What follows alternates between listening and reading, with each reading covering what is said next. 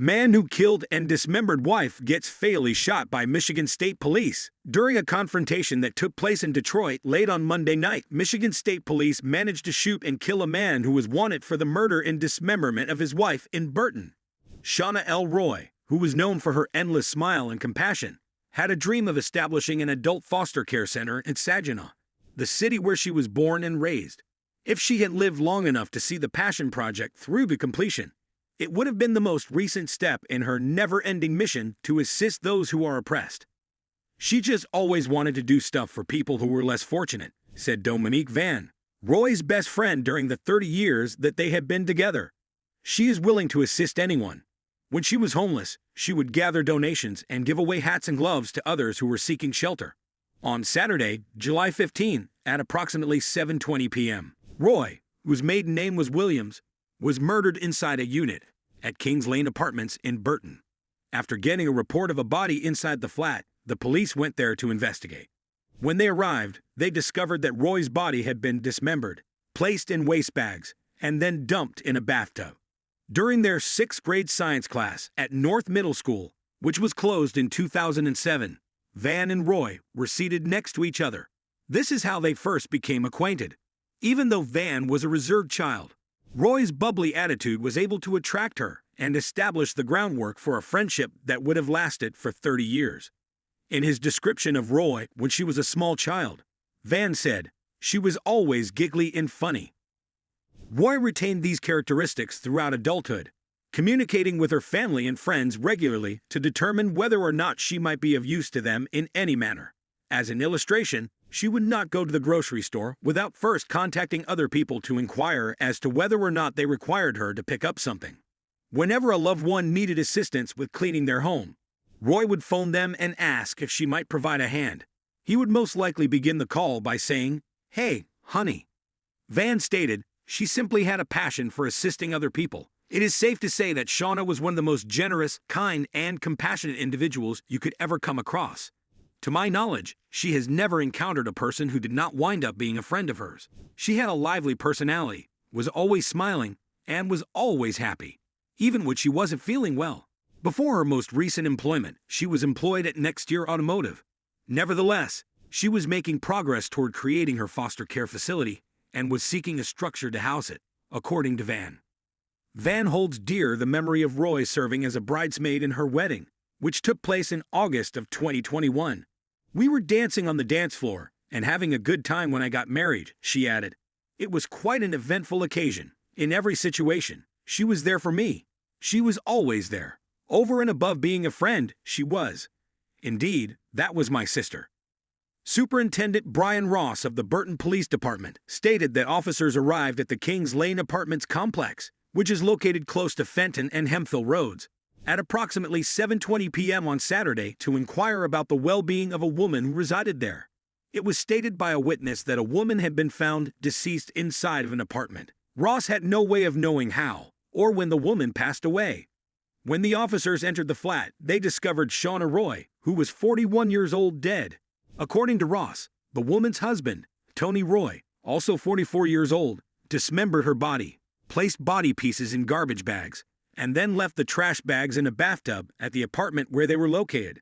To find the woman's husband, the Burton Police Department spent the weekend searching through the evidence and looking for him. After securing warrants for the man's arrest, Ross stated that evidence led investigators to the whereabouts of Tony Roy in the Detroit region throughout their investigation. Tony was found by fugitive teams from the Detroit region and mid-Michigan of the Michigan State Police at approximately 11:40 p.m. as he was traveling on Telegraph Road north of 7 Mile Road within the municipal boundaries of Detroit. A female acquaintance was present in the vehicle with the man when the Michigan State Police sought to conduct a traffic check, according to the Michigan State Police.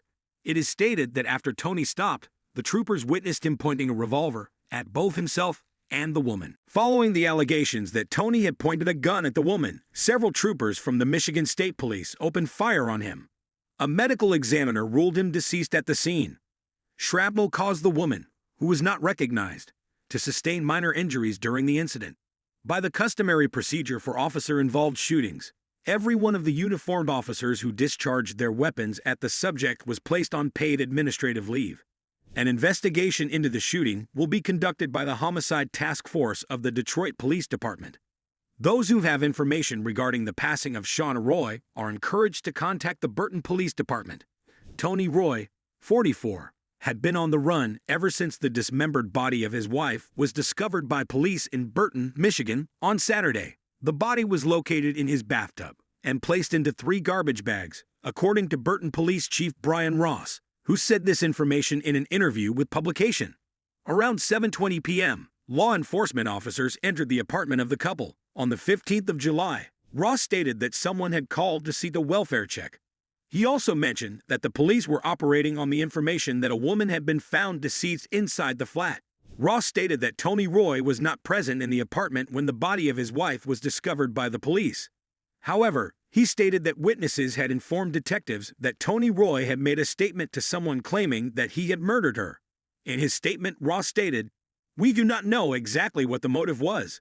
Ross has stated that the police do not know how Shauna Roy, who was 41 years old, was killed or how long she had been deceased. It is believed that her body was mutilated after she passed away, and the investigators are currently awaiting the results of an autopsy to ascertain the cause of death, his statement stated. After conducting an investigation, the police department acquired a warrant for Tony Roy's arrest on Monday, according to the chief. The chief also mentioned that the Michigan State Police attempted to arrest Roy during a traffic check that took place at 11:40 p.m. later that same night. Tony Roy, on the other hand, obtained a firearm and pointed it first at himself and then at a woman who was traveling in the vehicle with him. It was said by Ross that multiple soldiers opened fire on him when he was aiming at the woman. At the site, Tony Roy was assessed as having passed away.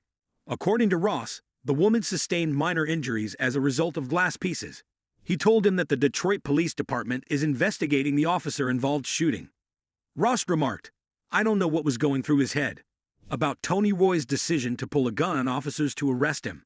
However, he has served time in prison in the past, so I do not doubt that he was aware of the consequences that awaited him."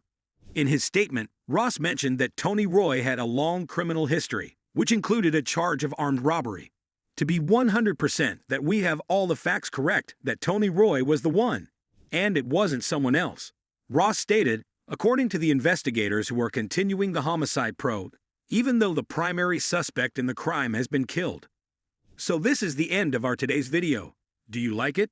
Kindly give your valuable response in our comment section below, and don't forget to subscribe to our YouTube channel for more interesting and informative videos.